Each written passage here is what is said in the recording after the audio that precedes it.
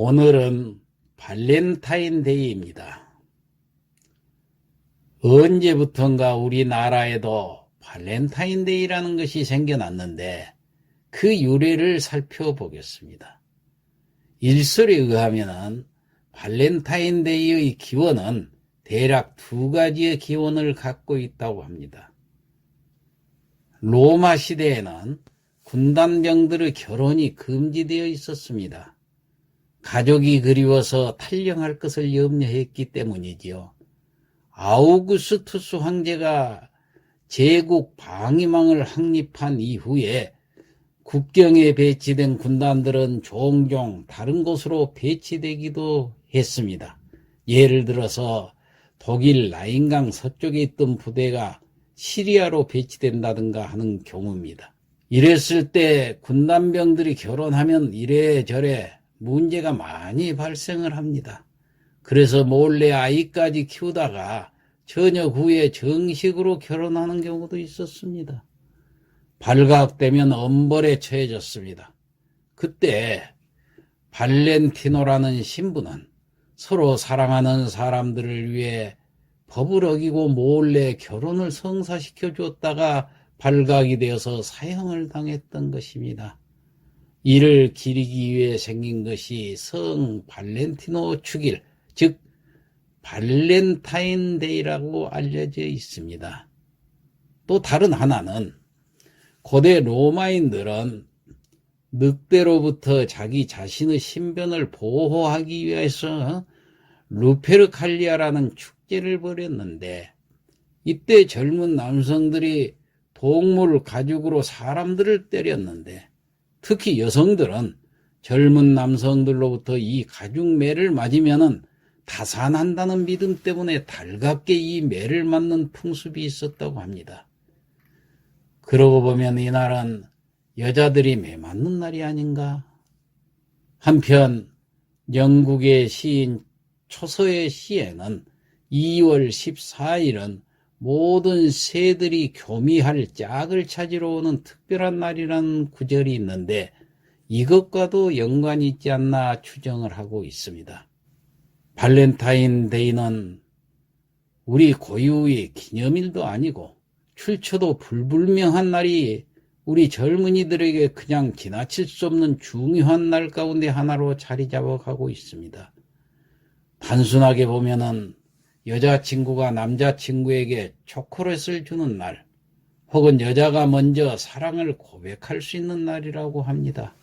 어떤 사람은 초콜릿 장사하는 사람들이 만들었다고도 하고, 어떤 사람들은 외국 사람들의 풍습을 본받아서 수입을 했다고도 합니다. 1960년대 일본의 한 제과업체가 달콤한 사랑을 맛보라는 의미로 2월 14일이면 초콜릿을 보내는 캠페인을 벌였는데 이것이 확산되었다는 설도 있습니다. 문제는 무분별한 장사꾼들의 상언입니다. 일부 백화점이나 제과점에서는 법석을 떨며 특설 코너를 설치하고 분별 없는 청소년들의 호기심을 자극해서 유인하고 있습니다. 보도에 의하면 수십억 원대의 초콜릿이 수입되고 하나에 수만 원씩 하는 초콜릿까지 나왔다고 하니 대단한 발렌타인 광기가 아닐 수가 없습니다. 이런 유래와 상관없이 상업적인 목적으로 이용이 된 셈입니다. 안타까운 것은 우리가 단순하게 그날을 그대로 받아들였다는 점입니다. 그렇게 되어진 것은 우리가 그동안 창조적인 사고에 대한 훈련보다는 남의 것을 따라가는 식의 사고에 익숙해져 있기 때문입니다. 지금 유행처럼 번지고 있는 이 풍속을 폄훼할 생각은 없습니다마는 족보도 없는 날을 만들어서 사탕을 주고받으며 부산을 떠는 것이 나 같은 노년층에서는 기이하게 여겨집니다.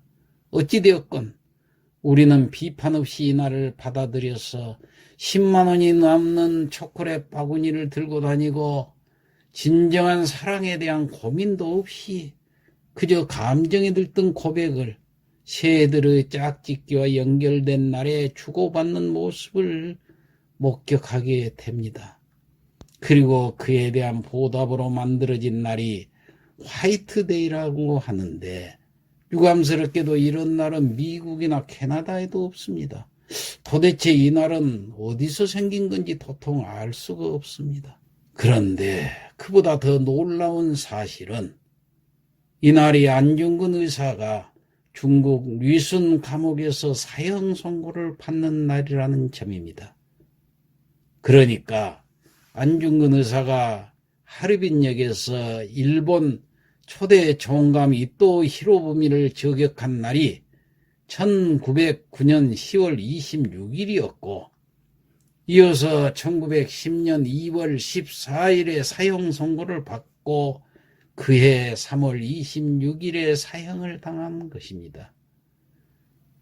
한편 경기도교육청은 주요 일간지에 발렌타인데이가 침략자 이토 히로부미를 처단한 30살 청년 안중근 의사가 사형 선고를 받은 날이라고 신문 광고를 내기도 했지만은 이에는 별 관심이 없는 듯합니다. 사랑하는 연인 간에 선물을 주고받는 것은 상수를 떠나서 비난받은 일은 아닙니다.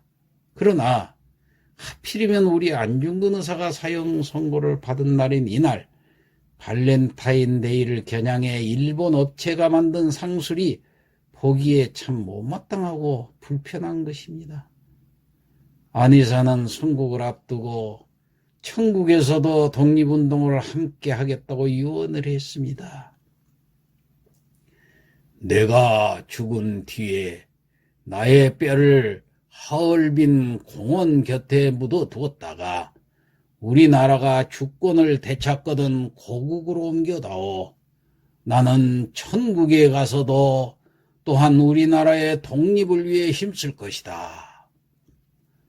32세의 젊은 나이로 순국하면서 쓴 안 의사의 유언입니다. 그러나 그의 유언은 실현되지 못했습니다. 유해 봉환도 못했고 찾지도 못했습니다. 후손으로서 고개가 들 수가 없습니다. 서울 용산구 효창공원에는 독립을 위해 싸우다 순국한 이봉창, 윤봉길, 백정기 의사 옆에 안 의사의 가묘만 있을 뿐입니다. 2월 14일을 통해 안 의사의 나라 사랑 정신을 되새기고 기려야 하는 이유입니다. 만약에 젊은이들에게 연인의 날이 꼭 필요하다면 얼마든지 우리의 전통 풍속을 찾아 부활시킬 수도 있습니다. 예를 들면은 신라 시대부터 있었던 정월 대보름의 탑돌이입니다. 남녀가 탑을 돌다가 눈이 맞아 마음이 통하면 사랑을 나누었다는 그 신나는 축제날이 있습니다. 또 벌레들이 겨울잠에서 깨어 일어난다는 경칩날. 이날은 처녀 총각들은 날이 어두워지면은 동구 밖에 있는 은행나무를 도는 것으로 사랑을 증명하고 또 정을 다지기도 했습니다. 또 칠성날도 있습니다. 이날은 견우와 직녀가 은하를 가로질러 1년 만에 상동하는 날이죠. 이날 밤 처녀들은 결교라 해서 반원형의 달떡을 빚으며 마음먹은 사람을 움직이게 해달라거나 시집가게 해달라는 사랑의 기도를 했습니다. 우리 민족 고유 풍속을 개량 계승해서 정월 대보름이나 혹은 경칩이나 칠성날 등을 연인의 날로 기념을 해가지고 땅콩, 밤, 호두 같은 부럼을 사랑의 징표로 선물한다면 얼마나 좋을까 하고 생각해보는 내가 젊은 층을 이해하지 못한 탓일까요? 나라가 아무리 부유해도 민족 정신이 사라지면 빈 껍데기에 불과합니다. 청소년은 우리의 민족의 미래이기 때문입니다. 이상 마치겠습니다.